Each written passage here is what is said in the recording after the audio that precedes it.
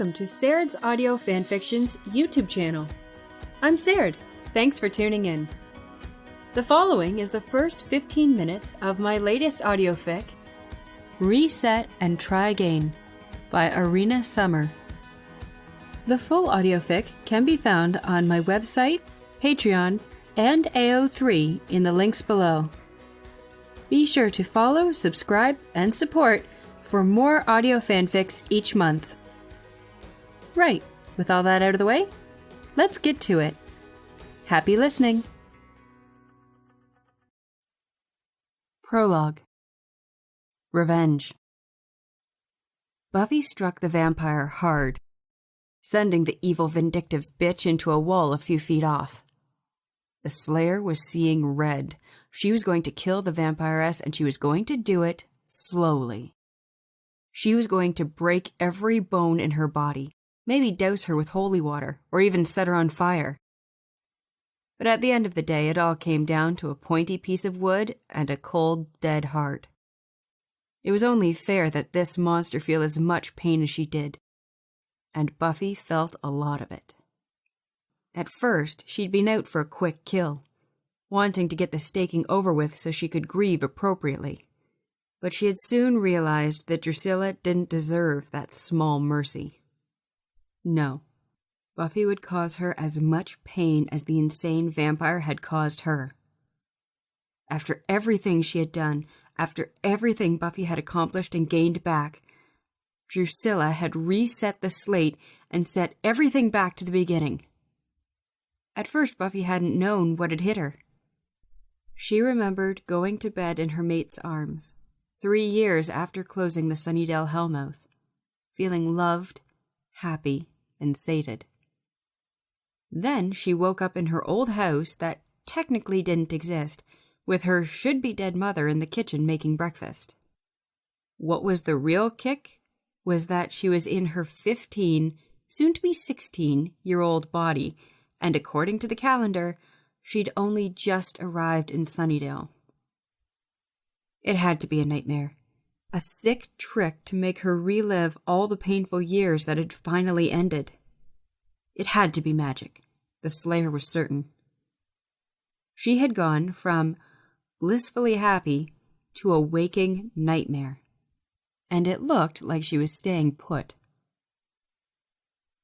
At first, she had been miserable, pouting and crying at the loss of her lover's mark on her neck, the loss of his love.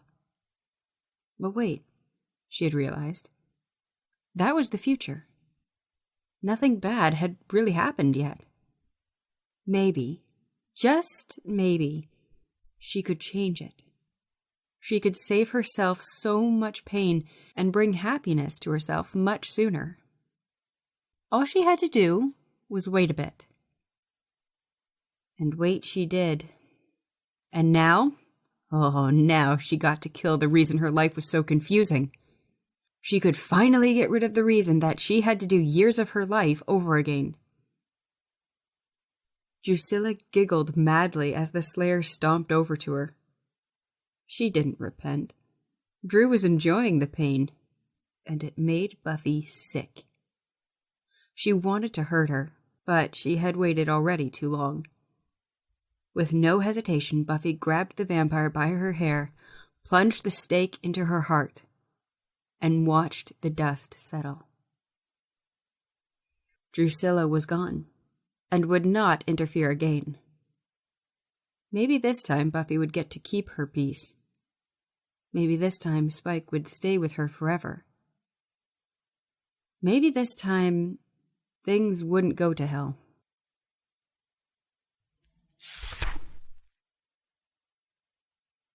Chapter 1. A Better Start. Sunnydale.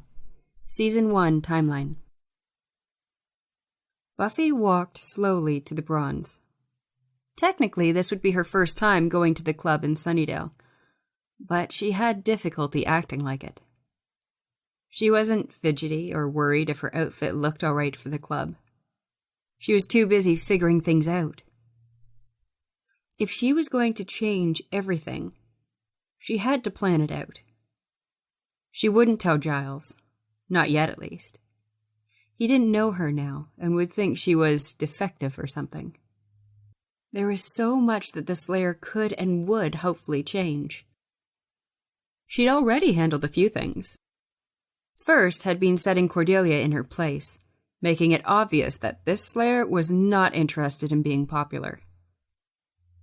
She had already nicely earned her freak status, which was what Buffy wanted. She figured that if some things didn't stay the same, nothing good about her life in Sunnydale would happen. That was why she had purposefully dropped her stake and left Xander to pick it up. She'd spent the rest of the day setting things up and making a list of what needed her attention first. She'd already told Giles she would fight, slay, and train with him. A handy little perk was that she still had the experience and skills of when she had been truly happy after the Hellmouth, so many years into the future. But now, she had to deal with the Master. And die again. Fine. Now that she knew what would be waiting for her in the future beyond that, she could do it. She'd also have to kill Darla. If things stayed on track, she'd have to save Jessie, Willow, and Xander tonight as well. But before all that, she'd have to deal with Angel. She had to admit he had good timing. Just as her thoughts ran to him, she could feel his distinctive tingle on the back of her neck. Following the actions she'd performed long ago, Buffy turned a corner and sprung up to a pole that hung in the alley. She watched quietly as Angel walked through the shadows, and Buffy pounced. She kicked him down and placed a booted foot on his chest. "Hi, I'm Buffy the Vampire Slayer. And you are?" She greeted cheerily, though obviously annoyed. She knew she had to play it nice with Angel, but there was no way she'd fall into their sorry excuse for a relationship again. "A friend," he spluttered. And although she really didn't want to, Buffy let him up. Angel massaged the back of his neck as he continued. "Truth is, I thought you'd be taller. Or bigger muscles and all that. You're pretty spry, though. And you're pretty annoying. Clock's ticking. I have plans, and I'm not exactly in the mood for making a dusty entrance. What do you want?" the Slayer demanded. She could be hostile tonight. Angel would just have to figure that she was a Slayer on the offensive. "The same thing you do." Buffy sighed. "Okay, what do I want?" Angel stepped closer to her. Too close for her. Buffy stepped back. There was only one vampire that could invade her personal space, and he was probably in Prague at the moment. To kill them. To kill them all. A passionate Angel responded. "Good guess. Not that me being the Slayer gave you a hint or anything," she retorted. Angel just ignored her snide comment and pressed further. "You're standing at the mouth of hell, and it's about to open. You've got to be ready," he told her, handing her a box. Buffy knew what was in it and pushed it back. "Thanks, but no thanks. I know all about the mouth of hell and this thing called the Harvest, and I don't really need little boxes of protection." "Just consider it a gift. From a friend," Angel persisted, before melting into the shadows. Buffy opened the box to see a silver cross. She didn't want it, but it really couldn't hurt to have backup. She grabbed the necklace out and stuffed it into her pocket, then threw the box away. She'd be able to use the cross later tonight anyway. Buffy was doing well. Giles hadn't shown up at the Bronze, and she hadn't given Willow the seize-the-day speech that had pushed her into the dangerous arms of a vampire. She'd even convinced her to ask Xander to dance with her while Buffy went to look for Jessie. She'd seen him earlier, but Buffy then hadn't wanted to leave Willow alone. She was starting to get worried, though. It was past the time when she had taken off in search of Willow. She had a sick feeling that she had missed her chance. The last time the Slayer had seen him, he had been trying to hit on Cordelia. "Cordelia, hey! Look, I was wondering," she started, ignoring the Queen C's high and mighty revulsion at talking to a high school freak. "Have you seen Jesse? You know, the guy who was hitting on you?" At first, she'd gotten no helpful response, until one of Cordelia's evil acolytes mentioned that he'd left with some blonde chick. Buffy sprang into action. She'd left the bronze, and though she'd forgotten about it before, she ran into Willow and Xander. They'd had a different but similar "I'm the Slayer, vamps are real" conversation before she allowed them to follow her to the graveyard. She headed automatically to the crypt she knew had access to the Master's lair. Sure enough, there was Darla, another vamp, and a bleeding Jessie. With ease, Buffy staked the first vamp, kicked Darla back, and pushed Jessie into the waiting arms of his friends. "Get him out of here!" the Slayer shouted, as she turned to wait for Luke to come out from the tunnel. On cue, Darla flung herself at the Slayer, and Buffy merely batted her away. There was time to kill her later. "Luke, she's strong. She killed Thomas." Buffy spun around to see the vampire's fist come at her rapidly. She dodged it with reflexes that fighting with Spike had given her. Luke stumbled forward, right into her stake. There was a loud poof as she turned to Darla, who actually showed some fear. "Go tell the Master that the Slayer's here. Oh, and I wouldn't try coming after my friends again, or I'll kill you," Buffy called as Darla darted away. Calmly, the Slayer walked back to find her new friends only a few blocks away. They were safe, and she'd succeeded part one of her plan. Jessie was safe, and there wasn't another good candidate for the harvest. Darla was in the Master's bad books now, so there would be no harvest at all. She could really do this, Buffy realized suddenly. All she had to do was coast through this year, and then she could really start changing her future in the next. With that in mind, Buffy bid goodnight to her new friends and promised to explain all tomorrow in the library.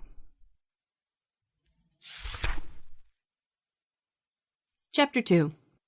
Rolling with the Punches. Sunnydale, Season 1 timeline. The next few months had all gone pretty smoothly for the Slayer. Buffy had killed the necessary demons and was actually having fun on patrols. She even managed to let herself be friends with Angel. And it seemed that Buffy had also taken on the role of matchmaker.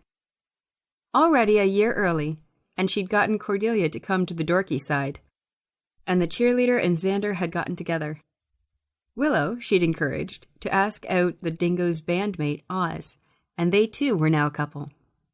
Xander had never had a chance to really crush on Buffy, since he was too caught up with Cordy, while Jessie was trying to get a cheerleader to go out with him. Buffy rolled her eyes at the thought. Jessie had turned out to be another Xander, but a little more girl-crazy. He sort of reminded her of a puppy that would chase cars, never catching them and never knowing what to do if he caught one. Everything was going well. She figured that after her death, she'd tell her mom about the slang and save herself some grief. Oh, and she'd killed Darla.